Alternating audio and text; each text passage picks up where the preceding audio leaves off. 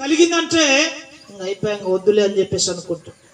కానీ దేవుడు ఏ ఒక్కరినైనా నశించిపోతున్న దాన్ని వెతికి రక్షించడం కొరకే మనుష్య కుమారి లోకానికి వచ్చిండు. హల్లెలూయా.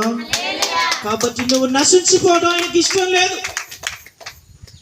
నువ్వు నశించిపోవటం ఎంత మాత్రం ఆయనకి ఇష్టం లేదు.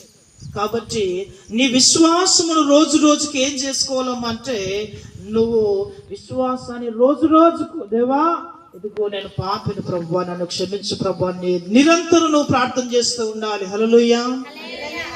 మరి శంకరన్న మనం జ్ఞాపకం చేసుకున్నట్లయితే, ఇప్పుడు శంకరన్నే కాదు మమ్మల్ని కూడా మీరు జ్ఞాపకం చేసుకుంటే, మేము ఈ ఊరికి వస్తూ ఉంటే, అయ్యా బండి పోదు ఎందుకంటే అక్కడ లోయ అడ్డం వచ్చింది, నీళ్ళు వస్తున్నాయి అని చెప్పేసి అంటా ఉంది.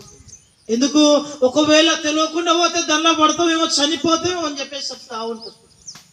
అదే రీతిలో మనందరికీ దేవుడు మరి ఎవరి ద్వారా ఒకరి ద్వారా మాట్లాడుతూ ఉంటాడు. అమ్మా ఇది తప్పు, ఇది చేయొద్దు అని చెప్పేసి అంటా ఉంటాడు. కానీ మనం ఏమనుకుంటాం, నీవు నాకు చెబుతోని వారా అని చెప్పేసి అంటాం. చిన్న పిల్లలు చెప్పిన దేవుని మాటలు నువ్వు వినాలి. హల్లెలూయా. పెద్దోళ్ళే కాదు, ముసలి వాళ్ళు కాదు, కానీ చిన్న పిల్లలు చెప్పిన నీవు దేవుని వాక్యానికి నువ్వు లోబడాలి మొట్టమొదటిగా. ఎందుకంటే దేవుడు నిన్ను ఏర్పాటు చేసుకున్నాడు. హల్లెలూయా. అందుకే మరణము మనిషికి ఎప్పుడు వస్తుందమ్మా అంటే, దేవుని మాట వినకపోతే వస్తుంది. శంకరన్న అక్కడ నడిపించబడిండు, రూట్ లేదు, దేవుడు నడిపించిందంటే ఈ రోజు ఆయన దేవుని స్తుతించాలి కాబట్టి నడిపించింది ఆయన. హల్లెలూయా. లేదు శంకరన్న నడిపియొద్దు అనుకుంటే దేవుడు ఏం చేస్తాడు, నువ్వు సాలనైనా నీ జీవితకాలము రా అని చెప్పేసి పిలుస్తాడు. నీ అంతలకు నువ్వు తీసుకోలేవు పానాన్ని. నువ్వు అనుకోవచ్చు, ఏమనుకుంటావు, నా పానం నా ఇష్టం, నేను చచ్చిపోతాను నాయన, ఈ కష్టాలు చూడలేక అనుకోవచ్చు. చేసామనుకుంటుంది ఏమని, ఇల్లు కట్టలేను, నా కొడుకులు నా దగ్గరికి రారని చెప్పేసి అనుకుంటారు. కానీ దేవుడు తెలియజేస్తున్న మాట తెలుసా, నువ్వు దేవుని యందు నిరీక్షణ కలిగి నువ్వు ఉండాలి, దేవుని యందు పట్టుదల కలిగి నువ్వు ఉండాలి.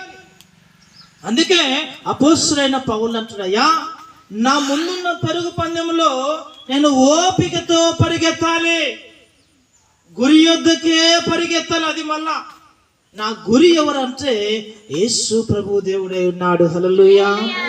మరి నీ గురి ఎవరై ఉన్నారో నీకు తెలుసమ్మా. నీ గురి దేని కొరకు నువ్వు ప్రయాసపడతా ఉన్నావు? రోజు లేచింది మొదలుకొని నువ్వు దేని కొరకు నువ్వు ప్రయాసపడతా ఉన్నావు?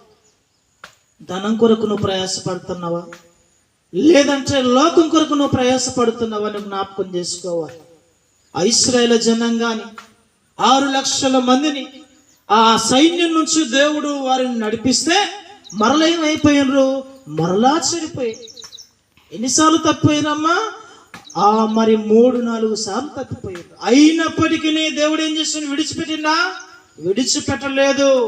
నువ్వు నీ ప్రాణం పోయేంత వరకు దేవుడు నిన్ను విడిచిపెట్టాడు. హల్లెలూయా. నీ ఒంట్లో ఊపిరినంత వరకు ఆయన నిన్ను విడిచిపెట్టాడు. నేను విడిచిపెట్టవచ్చు, ఎందుకంటే నువ్వు నన్ను ఒక మాట అంటే నేను విడిచిపెట్టవచ్చు.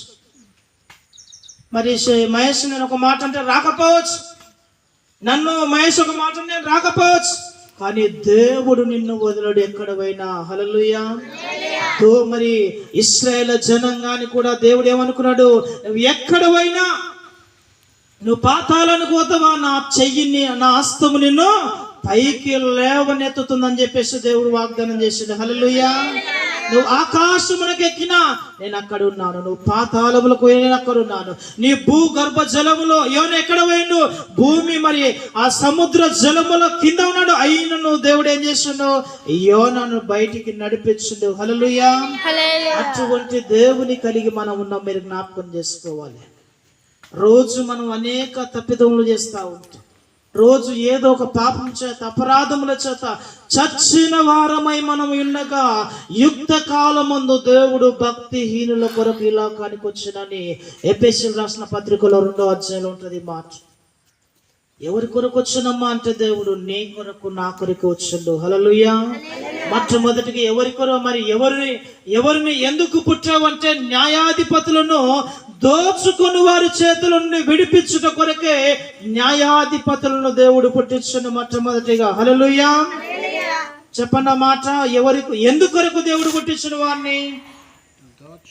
దోచుకొని వారి చేతిలో నుండి విడిపించుట కొరకే దేవుడు న్యాయాధిపతులను పుట్టించుండు. హల్లెలూయా.